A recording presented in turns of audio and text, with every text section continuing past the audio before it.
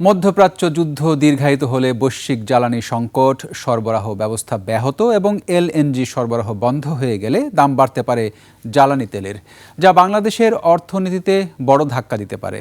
এখনই জ্বালানি ও খাদ্য মজুদ, শ্রমবাজারের রুট পরিবর্তন এবং কূটনৈতিক তৎপরতা জোরদারের মতো পূর্ব পরিকল্পনা জরুরি বলে মনে করছেন বিশ্লেষকরা। বিস্তারিত আকবর হোসেন সুমনের রিপোর্টে।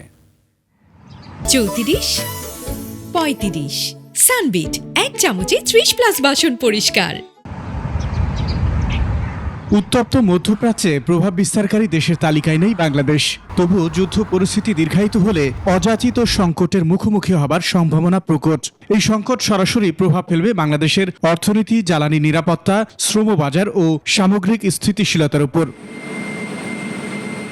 যুদ্ধের প্রভাবে বিশ্ববাজারে জ্বালানি তেলের দাম বাড়বে। সেই সঙ্গে হরমুজ প্রণালী দিয়ে সরবরাহ বিঘ্নিত হবার আশঙ্কায় জ্বালানি ও এলএনজির বিকল্প উৎস সন্ধানের পাশাপাশি মজুদ নিশ্চিতের সময় এসেছে।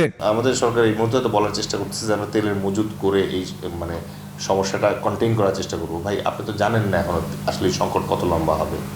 হরমুজের যে তেল আজকে বন্ধ হয়েছে, এই তেল তো আর কালকে আমার বাজারে আসবে না, কিন্তু বাজারে কিন্তু অলরেডি তেলের দামে ইম্প্যাক্ট পড়বে। সরকারেরও এখানে চাপ আছে। ধরেন যে যখন ওখানে বাজারে মনে করেন যে একটা সাপ্লাই চেইন স্টাক হয়ে যায়, তখন সরকারকে হিসাব করতে হয় যে আমি দাম কতটুকু বাড়াবো। এটা একটা চ্যালেঞ্জ। তো এই প্রথম চ্যালেঞ্জ হচ্ছে যে আমাদের কর্মসংস্থানের উপরে চাপ পড়বে ওখানে। বিশ্লেষকদের মতে জাহাজ চলাচল বিঘ্নিত হলে মধ্যপ্রাচ্যে বাংলাদেশের পণ্য পরিবহনের বিকল্প পথ তৈরি করতে হবে। এছাড়া আন্তর্জাতিক বাজারে সরবরাহ শৃঙ্খলা ভেঙে পড়ার আগেই নিত্য প্রয়োজনীয় পণ্য মজুদের তাগিদ রয়েছে। আমরা নির্ভর করি জ্বালানির জন্য মধ্যপ্রাচ্যের এই কাতার বা ইউএই, সৌদি আরব, এসব দেশের উপরে। এসব দেশ, সবগুলি দেশ আক্রান্ত হয়েছে। অন্যদিকে ইরান থেকে যে সরবরাহ অন্যান্য দেশকে সরবরাহ করে, সেটার উপরেও একটা নেতিবাচক প্রভাব পড়েছে। কারণ ইরান মেইনলি চায়নাকে এবং ভারতকে তাদের জ্বালানি সরবরাহ করে থাকে।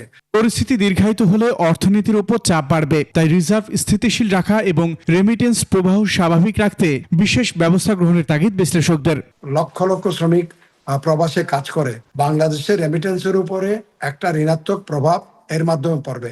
আর আমদানি রপ্তানির কথা যেটা বলছেন, আপনি যেখানে যখন দেখবেন যে তার বৈদেশিক মুদ্রার উপরে প্রভাব পড়ছে, তখন সেখানে বাংলাদেশ বাধ্য হবে তার আমদানি কাটেল করার জন্য।